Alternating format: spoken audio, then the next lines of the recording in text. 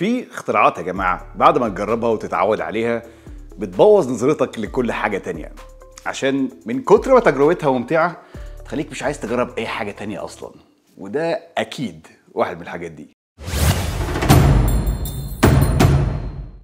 السلام عليكم، اهلا وسهلا بيكم في فيديو جديد مع عمر دايزر. ايه الاخبار يا جماعه؟ ان شاء الله يا جماعه بخير. والنهارده متحمس جدا عشان اتكلم معاكم على واحد من اكبر الاجهزه اللي جربتها في حياتي.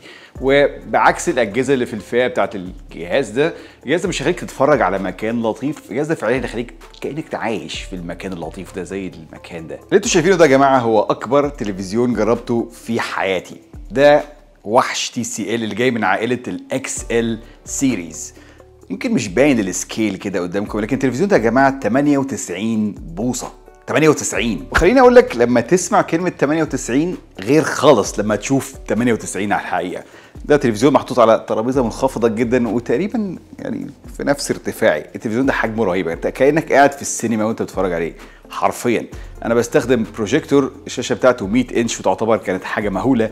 ده تلفزيون 98، الحجم مش بعيد خالص عن حجم بروجيكتور عملاق، ودي حاجه بتغير نظرتك تماما عن كل التلفزيونات اللي انت جربتها قبل كده. انا كنت شغال مع تلفزيون 65، كنتش متضايق خالص بصراحه. جربت قبل كده حاجه و80، لكن وانس انك تجرب ال 98 اول ما تشوفه بتتخض، لكن بعد ما تجربه كده يومين 3 اسبوع بتحس انك مش عايز ترجع تاني للاحجام. خلاص هو ده الحجم اللي انا عايزه. في ناس كتير عندها نظريات على موضوع انك ما ينفعش يكون عندك تلفزيون حجمه كذا وانت قاعد قدامه مش عارف مسافه كام متر. انا عايز بصراحه التلفزيون ده اثبت ان كل النظريات دي خاطئه. انا بقعد قريب جدا منه ومستمتع جدا جدا. نفس فكره السينما، انت في السينما مش عايز تبقى شايف شاشه، انا عايز اروح لاكبر شاشه في السينما، وهنا بيديك نفس الافكت ده. إذا كنت متعود على أي حجم تلفزيون وأنت حاسس إنك مبسوط بيه، مثلا 65 55 ما أعرفش إيه، المشكلة إنك بعد ما تشوف ده وتعيش معاه شوية هتحس إن أي حاجة تانية حجمها ضئيل جنبيه. معلش الكلام عن الحجم العملاق أخدنا، بس خليني أعرفكم بقى رسميا يا جماعة على TCL 98C735.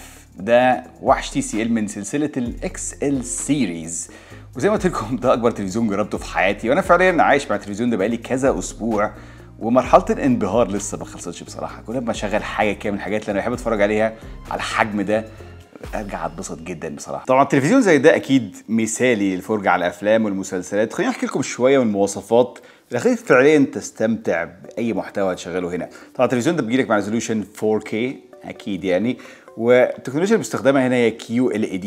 يعني عندك طبقه تقريبا من بليون نانو كريستال مترصصه على الشاشه دي عشان تديك احسن الوان فعليا. التلفزيون كمان بيدعم HDR10+ عشان تاخد فعليا الالوان مش بس تكون حلوه، لكن تكون كمان دقيقه حسب ما هي بتتعمل في الافلام والمسلسلات وما الى ذلك. غير ان التلفزيون بيدعم ال 100% كلر فوليوم عشان يديك كل درجات الالوان الفعليه. عندك اكثر من مليار لون هنا.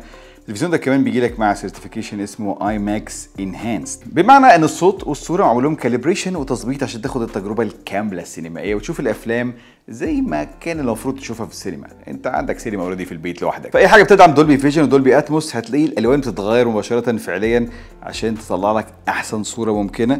وفي حاجه اسمها دولبي فيجن IQ بتحسن فعليا الحاجات المصنوعه مخصوص للدولبي، اللي فيه منها افلام على فكره كتير هتلاقيها موجوده في كل برامج الاستريمنج. وعلى فكره الحجم الكبير اللي بيجي لك مع صوت كبير. التلفزيون ده صوته عالي جدا جدا وصوته ممتاز. عندك مجموعه من السماعات المتوزعين حوالين جسم التلفزيون، وطبعا عشان هو حجمه كبير جدا فبتاخد الاستيريو افكت بشكل ممتاز.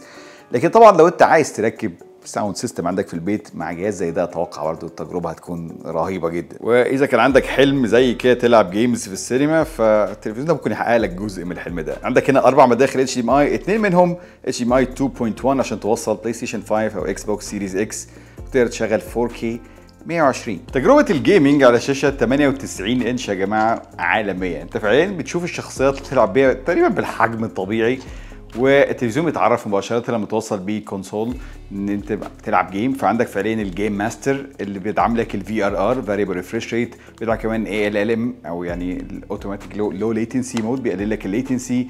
وفعليا مفيش لاج وليتنسي هنا مع الكنترولرز. شكلها جيم شكلها رهيب بالحجم ده، الجيمز بتشتغل كويس جدا كمان مع قله الليتنسي. تلعب شوترز تلعب حاجات زي كده مفيش اي مشكله هنا اطلاقا. فعليا الحجم الكبير لو انت قاعد قريب شويه بتاخد تجربه شبيهه بالVR. الشاشه مغطيه حيز البصر بالكامل من اليمين للشمال، ومفيش اي حاجه تمنعك كمان توصله PC لو عايز. عندك مدخل HDMI 2.1 ممكن تاخد 4K 120 لو عندك كمبيوتر قوي على الشاشه دي بصراحه تجربه خياليه جدا جدا، مع الصوت الممتاز مع الاضاءه الممتازه بتاعت الشاشه. الشاشه دي هنا اضاءتها عاليه جدا، يعني انا مش معليها على الاخر وما عنديش اي مشكله اطلاقا حتى بالنهار والستاير مفتوحه وما الى ذلك. طبعا التلفزيون عملاق في طول والعرض، لكن سمكه مش اكبر من تلفزيون تقليدي، وهو سوليد جدا بصراحه، ما حسيتش باي حاجه غريبه وانا بنقله مثلا. وممكن تعلقه لو عايز، لو عندك حيطه تسمح بالموضوع ده، او ممكن طبعا تخليه مع الرجلين الكبيره جدا اللي بتيجي معاه، فعلا طويله جدا عشان تخليه متوازن. عجبني جدا TCL فراي بيستخدم احسن سوفت وير لاي تلفزيون، وهو جوجل تي في. ده فراي هو الستاندرد لاي سمارت تي في دلوقتي، بيجي لك بكل سهوله تعمل ساين ان في اكونتك، تقدر تعمل ساين ان في كل حاجه بقى، برامج الستريمينج ويوتيوب، امازون برايم، نتفليكس، ابل تي في، كل الحاجات بتشتغل مباشره، وطبعا حتى برامج الميوزك وما الى ذلك. عندك براوزر تقدر تنزل ابلكيشنز وتنزل جيمز، في حاجات كتير جدا تقدر تعملها مع جوجل تي في، ويشتغل هنا بسلاسه جدا جدا، مفيش اي لاج، مفيش اي بطء، تلفزيون سريع. عندك هنا طبعا كواد كور بروسيسور بيشغل لك، يحسن لك الصور نفسها، الفيديوز وما الى ذلك، الحاجه اللي شغاله، وفي نفس الوقت كمان بيشغل لك الهوم سكرين بتاعتك بكل سلاسه. هنا الريموت هنا كمان تصميمه لطيف، الويل دي بتسهل الحياه يمين شمال وفوق وتحت، وعندك كمان اختصارات لمعظم البرامج الاساسيه اللي تكون عايز تستخدمها هنا. وخليني اقول لك ان حتى لو انت مش مشغل حاجه مفيده على التلفزيون، مجرد تسيبه كده يقلب في الوول بيبرز الكتير جدا موجوده هنا، بيديك كأن عندك شباك عملاق كده لعالم مختلف، بيدي منظر خطير للبيت حتى صراحه، حتى انت مش مشغل حاجه. عندك كمان على فكره خاصيه MEMC مع التلفزيون الخطير ده، فبمعنى انت ممكن تشغل محتوى بفريم ريت منخفض على فريم ريت عالي، هو بيقدر عن طريق البروسيسور يضيف لك فريمات في النص عشان يوصل لك الشاشه تكون سلسه كانها شغاله على 120 حتى المحتوى مش 120 لو عايز. دي حاجه تقدر تشغلها او تطفيها في سيتنجز. عندك اختيارات كتير هنا في السيتنجز، ممكن تظبط الصوره زي ما انت عايز او حسب الحاجه اللي مشغلها، ممكن تشغلها مناسبه للافلام، للجيمز، لماتشات الكوره، للرياضه وما الى ذلك. طبعا ماتشات الكوره هنا خياليه، اي حاجه رياضه هنا فعليا بصراحه، اي حاجه هنا شغاله في التلفزيون ده شكلها عالمي. بس خليني اقول لك برضه نصيحه، اذا قررت تشتري التلفزيون ده من خلال تجربتي الفتره اللي فاتت، ما تخليهوش عالي زياده عشان هو اوريدي ارتفاعه كبير، فما تحطوش على ترابيزه عاليه، ده محتاج انت ترابيزه منخفضه جدا، ما يتحطش على الارض، عايز يبقى اعلى شويه، محتاج لك مثلا 20 30 سم فوق الارض، ده الارتفاع المثالي في رايي، وبيحسسك فعليا انت جوه الصوره. وعلى فكره زوايا الرؤيه كويسه جدا مع التلفزيون هنا، يعني سواء انت قاعد على الطرف او في النص تبقى شايف الصوره بشكل ممتاز مع الوان كويسه.